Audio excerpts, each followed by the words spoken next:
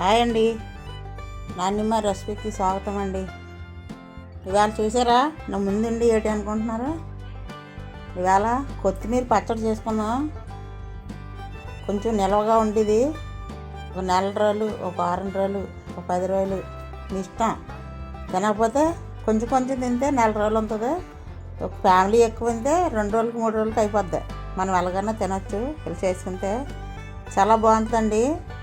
మనం షాప్లో కొనుక్కుండే కంటే మనం సొంతంగా చేసుకొని ఇలాగ మనం పచ్చడి చేసుకుంటే చాలా సూపర్గా ఉంటుంది. ఇదిగో నేను ఒక కట్ట కొత్తిమీర తీసుకున్నాను. ఇదిగో అర్ధ కట్ట. ఇంకా ఎండుమిరగాయలు తీసుకున్నాను, ఒక 20 ఎండుమిరగాయలు. ఇంకో అన్ని పోపులన్నీ కలిపి మినపప్పు, ఎల్లుల్లిపాయలు, పొలుకులు, శనగపప్పు, చింతపండు, కరివేపాకు. ఇదిగో ఆయిల్, ఇది రైస్ బ్రాండ్ ఆయిల్ అండి. ఇదిగో చూసారా, రైస్ బ్రాండ్ ఆయిల్. ఇది మనం రైస్ బ్రాండ్ ఆయిల్ వాడితే మన ఇంట్లో ఏ కొలెస్ట్రాల్ ఉన్నా పోతాయండి. ఇది మీకు వీలైనంత మట్టుకు ఇలాంటి ఆయిల్ వాడండి. మనకి ఏ గుండె జబ్బులు కానీ, బీపీ షుగర్లు కానీ మన దరిదాపులు రావు. అందుకే మీకు చెప్తున్నాను ఇది వాడండి అనేసి. ఇప్పుడు ఇవన్నీ శుభ్రంగా కడిగేసిన తర్వాత మనం బాగా కొంచెంసేపు ఆరబెట్టుకోవాలి కొత్తిమీర కట్ట. ఇప్పుడు నేను కడిగిన తర్వాత మళ్ళీ మిక్సీ పడతాను. ఇప్పుడు కళాయి స్టవ్ పెట్టి పోపులకి ఆయిల్ వేసుకున్నామండి.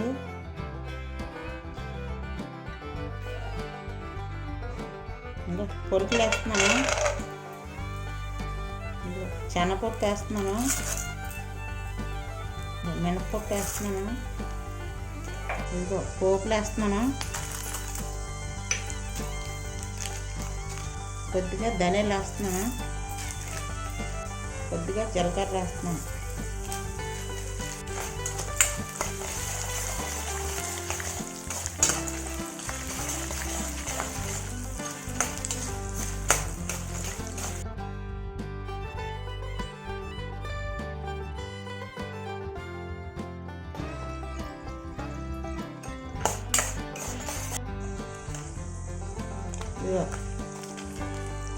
ఉప్పు 15-20 మిరపకాయలు వేసాను.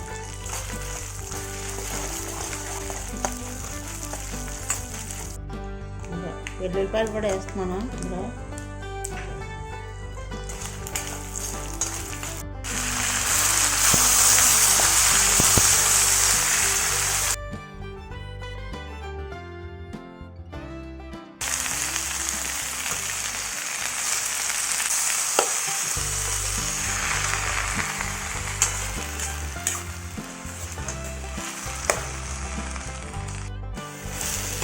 ఇక ఎగిపోయింది చూడండి.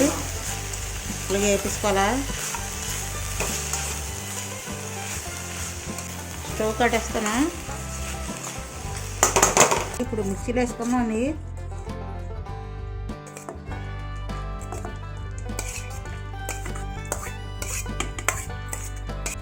ఇప్పుడు మూత పెట్టి మిక్స్ చేసుకొని ఇప్పుడు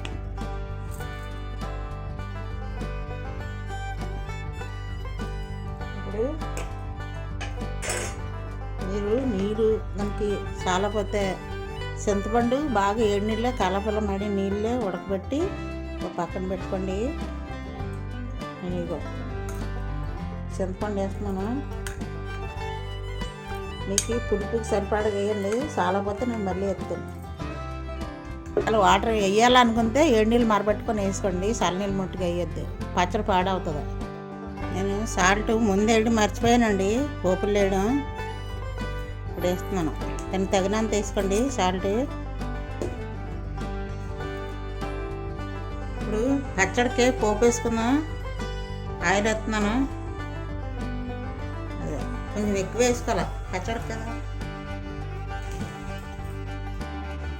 ఇక ఎల్లిపాయల రబ్బలు సెదగొట్టుకొని వేసుకోండి.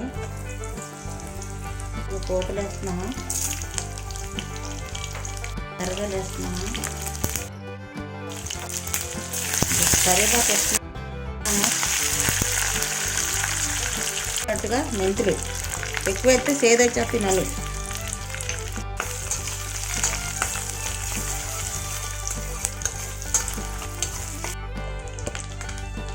పచ్చడి ఇది తీసి ఇందులో వేసుకున్నాం.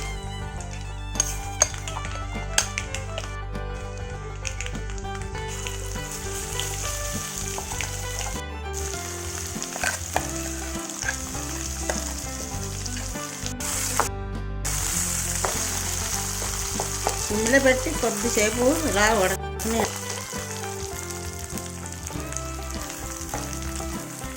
ఆయిల్ బాగుంటుంది. అయిపోయింది.